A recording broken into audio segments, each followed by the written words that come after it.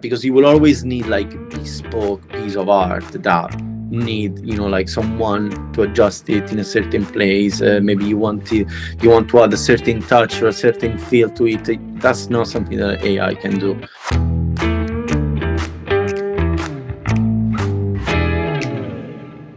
Iacopo, so I just want to underline that we actually have known each other for a while. So I think we did our first interview in like 2017 or something like that. It was a long time ago. Yeah, I remember it. Yeah, at the time I was working in Italy. It was 2000, beginning of 2017. Yeah, I think it was for games we published when I was in Italy. Yeah. But since then, you had this. You did travel a lot, right? And you worked in a lot of different places and companies. Can you give us like a little bit of a, I guess, like an intro? Tell us about how your journey in Italy started and where did you end up eventually?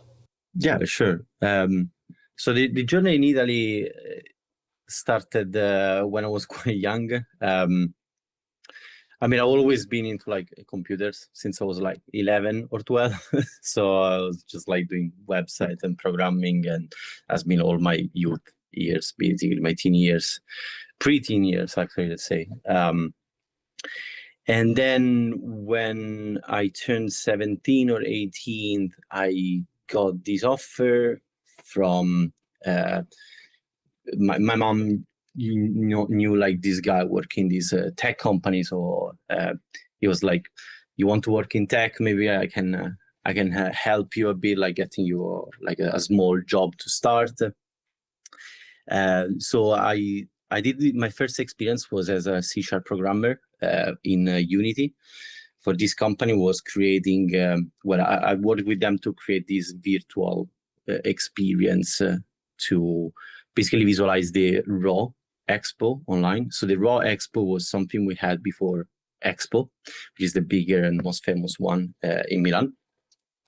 And I wrote for them this application which was procedurally generating all the fare, so you could visualize it. It was it wasn't in VR because VR wasn't a thing at the time. This was like 2013, like it was really like 10 years ago. And it was like a 3 month job, and I was like paid like 300 euros. And it was like working full time for 3 months, but I was like, I wanted to drop out, and my mother was like, "No, don't drop out. Like, keep doing it because it's an amazing opportunity. You don't realize it." I was like, "Yeah, that's okay." At the time, I didn't realize it, but then after many years, that was probably the kickstart for everything else. And basically, after that, I finished the project and I started going to the university, and I started studying computer science.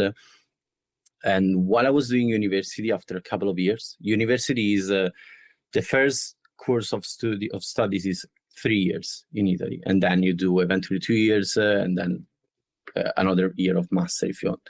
In the first 3 years, at some point I was offered. I wasn't offered. I found like a job offer, which was for a very small indie studio in Rome, and it was a Unity programmer position.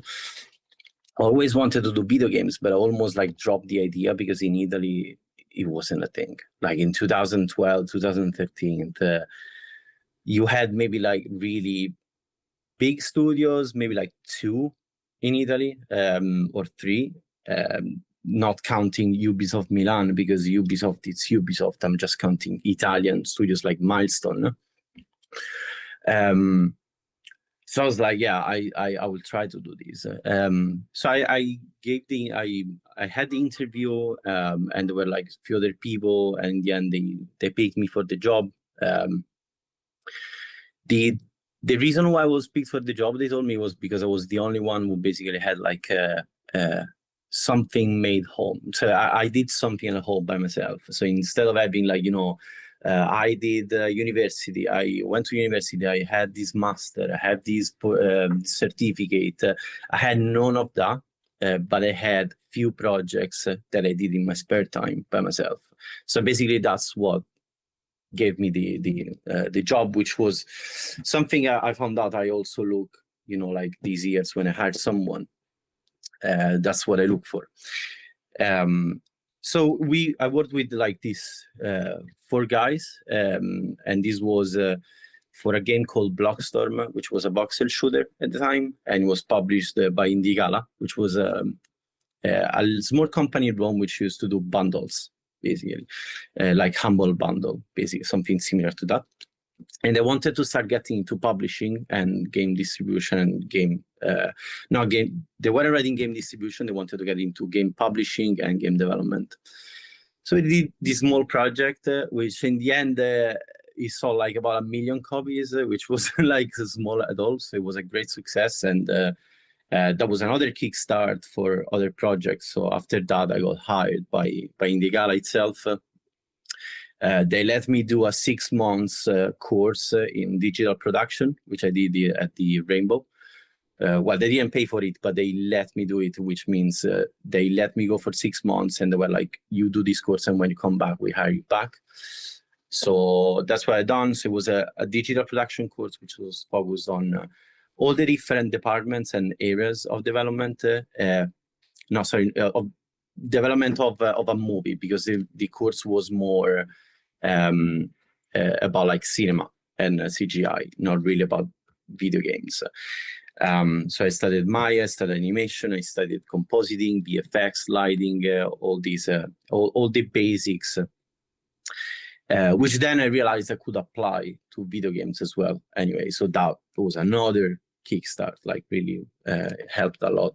And when I came back to Indigala, they hired me to work as basically a ninja. That's what they call them in Italy, or at least they used to call them back in the days. I'm not sure if that's a term that is common outside of Italy as well in game development. But in Italy, small companies, they used to hire like ninja developers. So it's basically someone that can do anything, and which technically means you pay him or her less, and they can do 10 people jobs at the same time. But that's the reality when you have like no money and the company is small. So they hired me like that, and then slowly the team grew over the following year, and we were developing Dayangi, which was like an open world made in Unreal Engine, and we started with the version 4.0, and we got to literally the 0.420. So we went through the entire development cycle of Unreal Engine. We worked with the Unreal Engine developers as well, who came into like our studio sometimes to see what we were doing and give tips to us. So that was really cool. And then with the time, I discovered that what I was doing at the time, I was working in art, but I was still interested in programming because that's how I started. But at the time, I completely switched to art because I was told at some point during my previous jobs that I couldn't do art and programming at the same time, that you have to pick one. But at some point, I like, working with Unreal Engine, I think Unreal Engine gave the possibility to technical art to really flourish. Like it gave like developers tools. So stuff like scripting or Bluetilities, which was the scripting at the time. Artists could work more with programmers and get into these like intermediate roles, like a technical artist, where you could do a bit of both, like art and technical stuff. So I started getting into this technical artist role, which I started discovering at the time. So I started basically taking care of all the technical side of things in the artistic departments for the game. So it was like game optimization, texture compression, shading, scripts, tool sets for the artists and the animators. And this, I kept doing this for like, I think 2 or 3 more years. I worked for Indigala 4 years. So at the end of the development cycle for Dayangi, that's when I applied for Ubisoft Reflections. More like a joke. I was like really burned out at the time because the production for Dayangi, it was quite a big game for 10 people. And and it literally led all of us to burnout. It was a pretty famous title. I remember it was like almost everywhere on in the press and so on.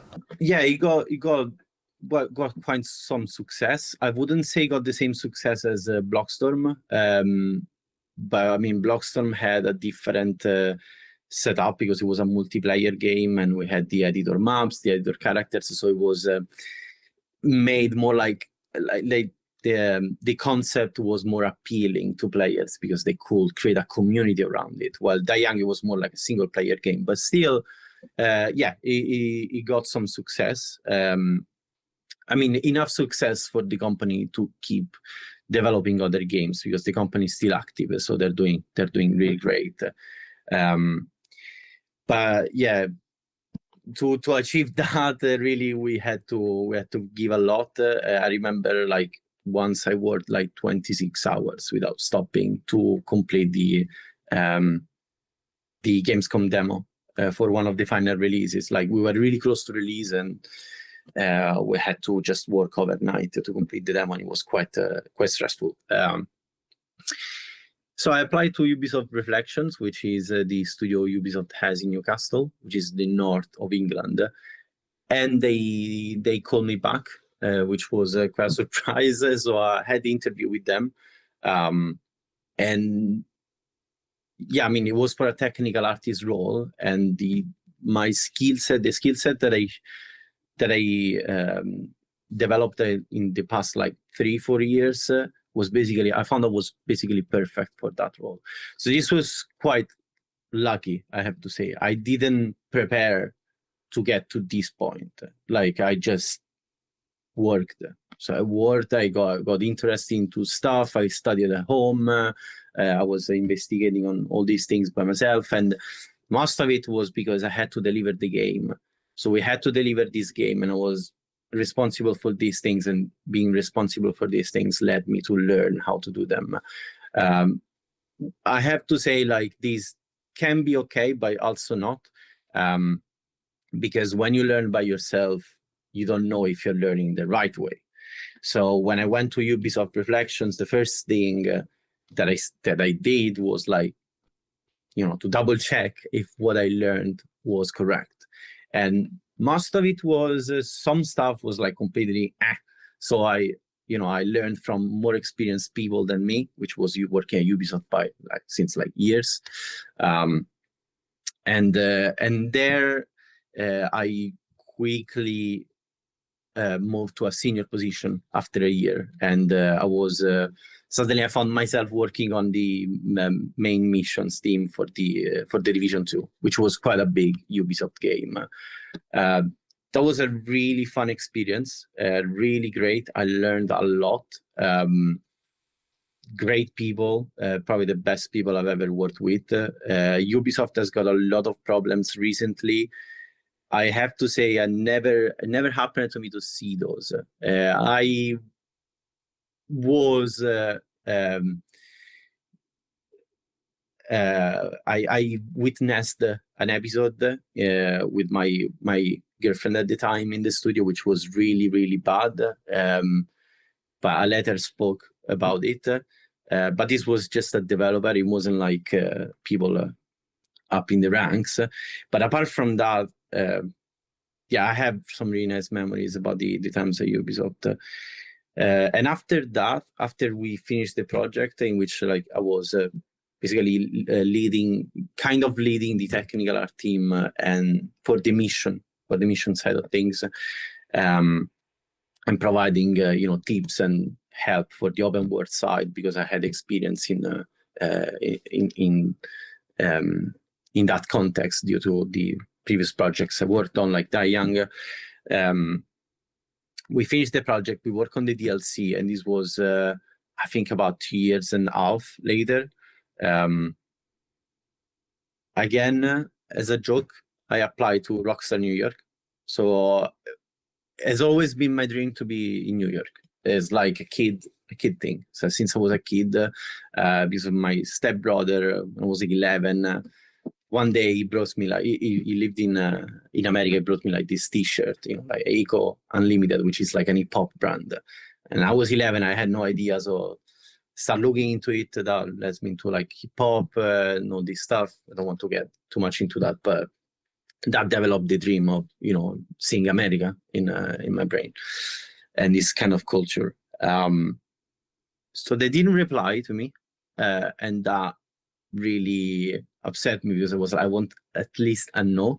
Like I want, like, so I sent it again, and the guy who was my lead at the time replied to me, was like, "Oh, I'm glad you resent it because we missed it the first time." So that's something I always suggest to everybody. Like when you send a CV, send it at least 2 or 3 times, and that's even more true now that at Rockstar I do hire people and I see the amount of CVs that we receive. It's humanly kind of almost impossible to make sure you don't miss at least one, even if you do your best, like checking every day. Like it's it could always slip, you know.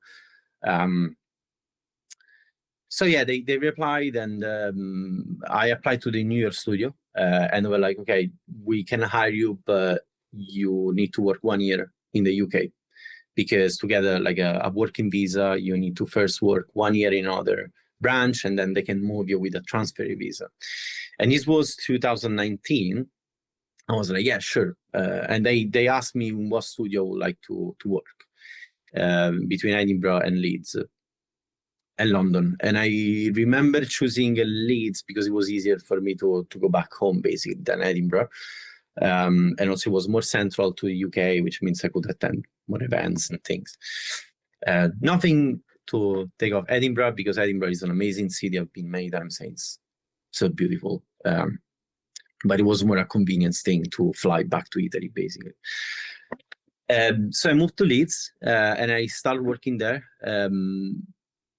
Leeds was also another incredible city. I loved it, and I ended up living there for 3 years, because 1 year after, obviously, you know what happened in 2020, and the visas all got like locked, so I had no chance to get my visa.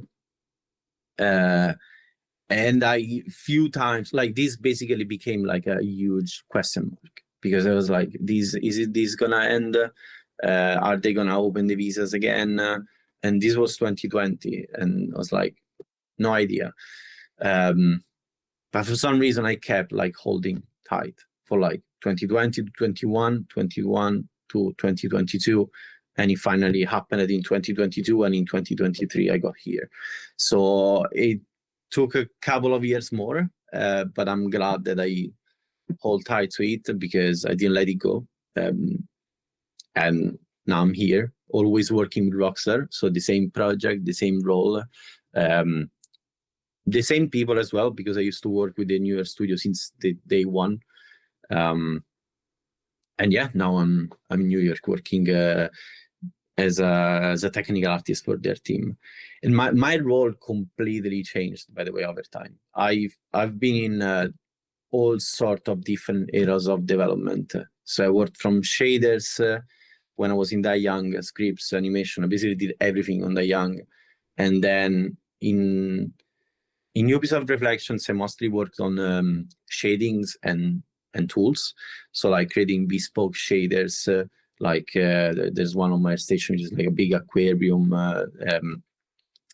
and mostly like tools for development and optimization. And I did a lot of optimization on the Xbox and PS4 side of things for the missions. And then when I moved to Rockstar, I basically moved to a pipeline developer. So now I work mostly on tools and pipelines for motion capture animation, and it's mostly programming. I did some shading work, but like very small stuff, very bespoke stuff. Iacopo, I have a question. So it was, you did send a lot of those. I'm trying to say that it was very successful for somebody who's always trying to apply to companies as a joke. So you did very well. Fair enough. And I also didn't mention that actually when I applied to Ubisoft, I applied to Rare as well. So I had like 2 offers. Oh my God. Rare was I almost picked Rare because they were working on Sea of Thieves at the time, and I love that game. Like so for being a game developer, I actually don't play that much. I play just like few games that really get like, you know, I don't know, have a certain effect on me, so they get me stuck on the screen. Like for example, I played Divinity Original Sin 2, which for me was amazing. Really like the Dungeons and Dragons feelings. Recently been playing God of War Ragnarok, and Sea of Thieves was one of those games. Like I played with my friends on it, and for hours and hours and hours. It was so fun. And they were working on it, and they have an incredible their studios is like in the countryside of England. So you will go out from the studio, and which is like this building inside between the nature, and you have like woods around you, like fields. I remember while I was doing my interview, like we were working around, and there was a lead programmer doing yoga, like in a little field. It was really cool. But I don't exactly remember what led me to choose. Oh yeah, no, I do. I mean, it was kind of like for the contract that was being offered.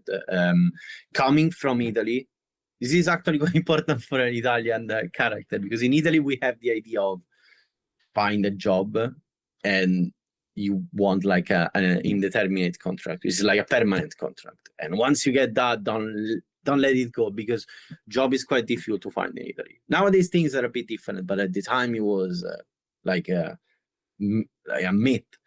And when I was getting this job in the UK, they were offering me a Rare, like more a contractor role, and I was like so scared, because I was like, I'm moving to UK with a contractor role for 1 year, and then they might let me go, which probably wouldn't have gone like that, but like I didn't want to risk it. So I picked Reflections. I have to say it was a great choice in the end. It was really super fun. It was a great project. Maybe I didn't pick it for the most noble of the reasons, but yeah, it was really scary to move abroad, you know, so I got the safest option.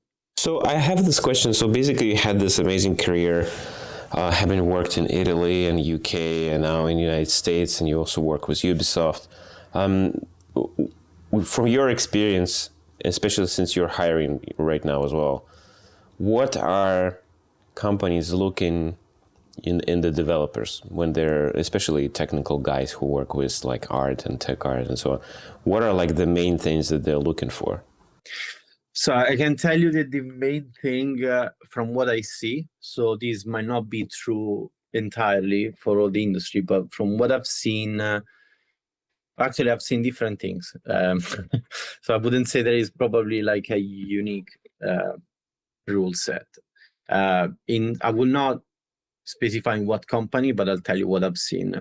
So in one place, I've observed that they just wanted pure talent. So they wanted like people who was hungry and who could deliver stuff.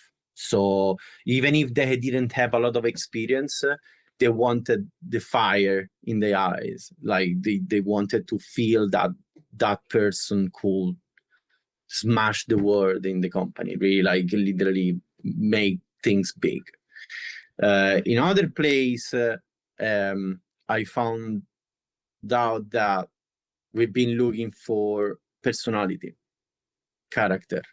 So and I think this is because people, maybe things are changing, and from what I also read, companies try to hire less like ninja or like solo developers, but more like they prefer like less skilled developers, but that can work more in group, because the group the group result is way better usually, even if you don't have like super skilled developers, than the result delivered by a single developer who was like incredibly skilled, because that developer will burn out at some point, so it will leave or whatever, or it will become toxic. And trust me, this is something I've seen a lot, Myself, I've been hired to replace the toxic developer. So I can tell you, this was like a guy who was like a ninja dev who was like doing everything by themselves. And then he got like to a point where he was calling people like stupid or stuff like that, which wasn't okay. And then they made him leave, basically. And they had to restructure the entire development process, because without realizing, this guy had all of the development process under his wing, and the other developers were just doing like, like small things. So I think things are changing, and now I think for developers, obviously, you need to work on your skills and to work on your portfolio, which is really important. That's one of the most important things you have to have ready. Even if you're a programmer, it doesn't matter. You need to have worked on something by your own, because it shows passion. But on the other hand, it's as much as important than a portfolio to work on your character, to work on your skill set, to not like not take like things personally. Like you will have to deal with a lot of different people, so you be aware that when someone does something, it doesn't do it to hurt you, or to be, maybe it's not personal to you. All these kind of things are really getting really important in studios nowadays, and I personally think it's correct. So that's what we look the most when we hire someone. Iacopo, so we've been through some changes in the last couple of years, especially like with AI and how it disrupts the process and so on. And it's not that AI is kind of like this new thing, because we had these tools, and Ubisoft is probably one of those companies that was doing a lot in that direction. They've been building those incredible animation tools and stuff like that. And, Algorithmic had AI for texture production back in like a couple of years ago. And my question is, like, as a technical specialist who also works a lot with games and with like shaders, and the tech art aspect is something that you know very well. How do you think AI tools are to be used in video games? Like, what are like the areas where people would benefit the most out of using this kind of like neural network based technology? So I do work with and I worked with like using AI tool sets, or like as a base for my tools in different companies quite a few times, even before these days. There was already a thing before a few years ago. But I would say now it really depends on what you're trying to achieve. The neural networks don't have a 100% correct result, quite never. So you always need like, they will not replace human work like for a very, very long time, in my opinion, because from what I see now, I've tried to write tools that were basically try to do what people do manually, but like stuff that you cannot automate with a simple script. It's stuff that is based on logic, what you see on screen, and you need to adjust it a bit. So you try to make tools using AI that do these kind of things, using neural networks and models, but the result was always like 97%, 90, 80%.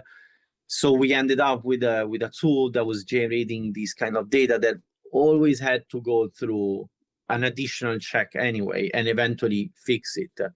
And be aware that when I say 97% or 98%, it doesn't mean that you have a 2% of cases in which the result is 100% accurate. No result will be accurate. There will always be like an error gap in the final result.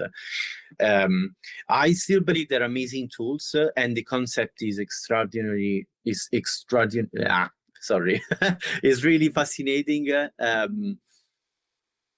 But it's all stuff still in development. There are some applications in which you can use AI to randomly generate stuff and then start from there, like the art generators that we've been having, or texture generators. That's okay, I will say, because those results, like art is abstract, like can be abstract, and then you can work on top of it.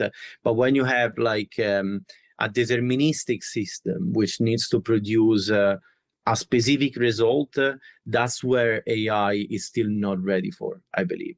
So you have, in my opinion, it's working. It starts to working very well in art. I don't think it will replace artists. That's a very complex matter to discuss about, but I don't think it will happen, or it won't happen anytime soon, or it probably won't happen ever, because you will always need like bespoke piece of art that need, like someone to adjust it in a certain place. Maybe you want to add a certain touch or a certain feel to it. That's not something that AI can do. But you can use it as a base, and that's great. Or for like, other small elements that you don't really give a lot of attention in a game. So artists can focus on bigger content and more like hero content. So that's great. So with this technology kind of moving forward, where do you see kind of like the biggest changes in game production pipeline coming? Like, is it gonna? Because remember, we went through big change in how material worked, and now we have substance tools. We went through a huge change with procedural generation, and now we have these amazing stuff done in Houdini and in Blender and a bunch of other tools. Now we have Epic putting a lot of effort into developing more of the Unreal and kind of like getting more features there. From your perspective, having come from studios who have a lot of proprietary tech as well, what do you think in the next 5 years where everything is going? Is the industry still going to rely a lot? Are we going to rely on like nanites? Are we going to rely on stuff that AI is doing?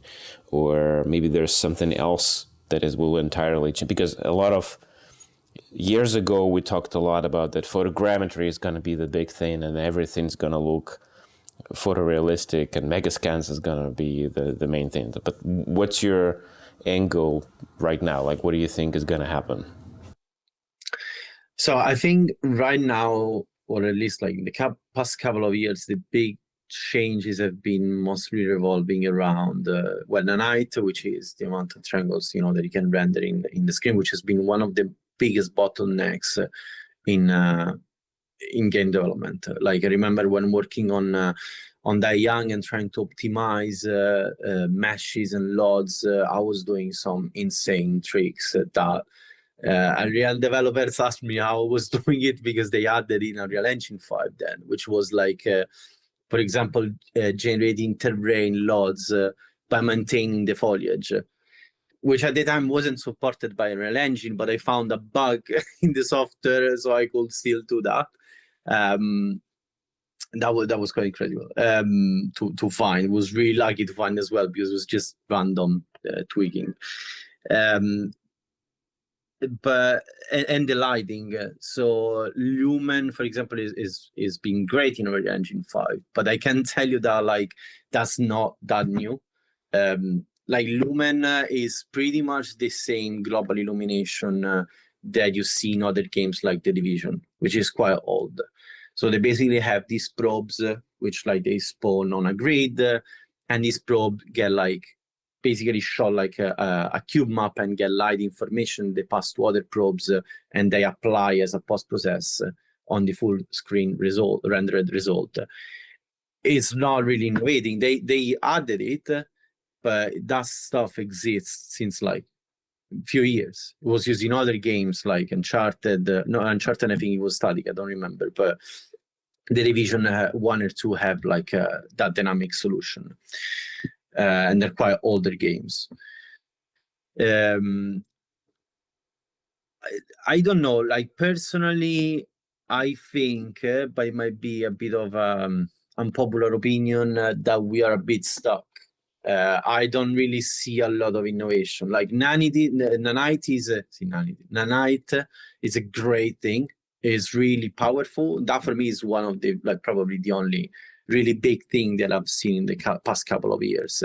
Ray tracing, it's getting big right now, but it's still quite high end. Like it's not like a thing. Like I wouldn't think about. Usually we use the high end as a criteria to identify what's new in gaming, but that's wrong, because very few people can afford high-end machines, and also most of the people, I would say, probably still play on consoles, which do not really support that high-end ray tracing. So until you can make that ray tracing work on intermediate or like medium solutions, then that you can call it like an advancing technology. There is a lot of VR going around, for example, which it seems like it's getting into the market, but it's really slow paced. I've seen some really good stuff with the PlayStation VR 2 right now. They have like some really nice, like a lot of great improvements in graphics and performances. Personally, not a fan, but I think it's a great tech. But what I think video games need to sort out, and what like the industry needs to sort out, is anything technical, is the production side of things. So we could start using AI instead of generating content, and start planning better. Like a lot of studios I worked in, they don't really have a great production, which ends up in people, doing crunch or missing deadlines, and eventually feeling guilty because they miss a deadline while it's not their fault. So instead of enhancing tech, which actually we got quite much to the edge of the parabola, like we're not really going. There's nothing really groundbreaking. We could probably focus more on other departments rather than like tech and graphics, like production.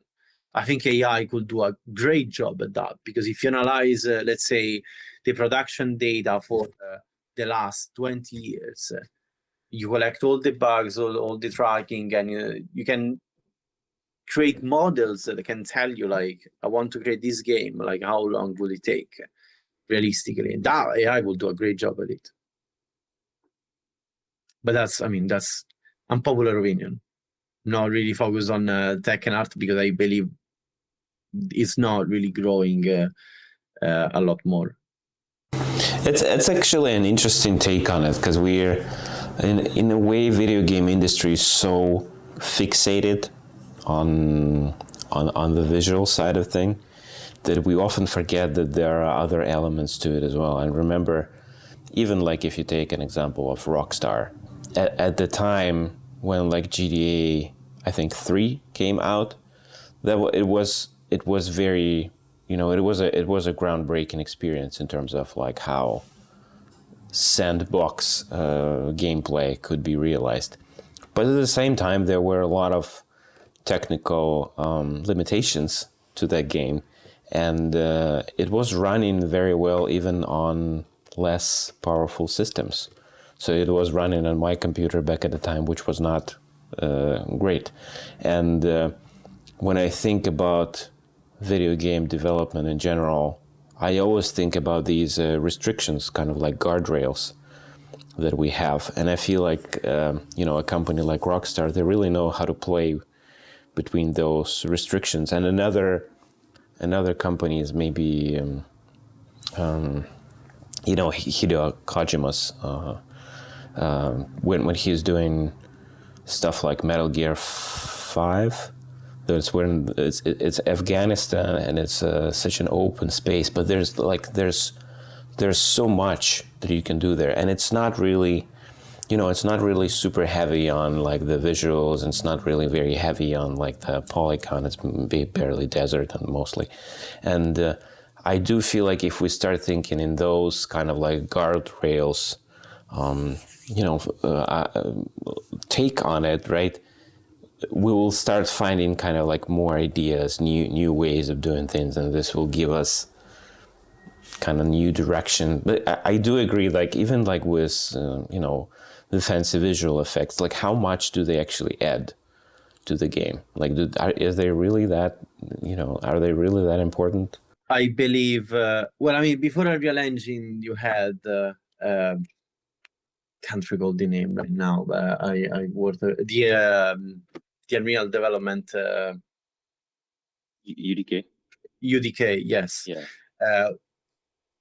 Unreal Engine was a thing, but it was like internal, like you had to buy it. I don't even know if you could buy it, to be honest, but it was quite expensive anyway. But most of the studios had like an internal engine, like in-house engine, in-house technologies. So that's what brings breathbreaking. Sorry, my English today is not the best. Groundbreaking content, because you have your tools, and with your tools you try to create something unique. But like, I love Unreal Engine. I worked with it. I think it's a great, incredibly powerful tool that gives possibility to a lot of people to develop. But like big companies are using it now.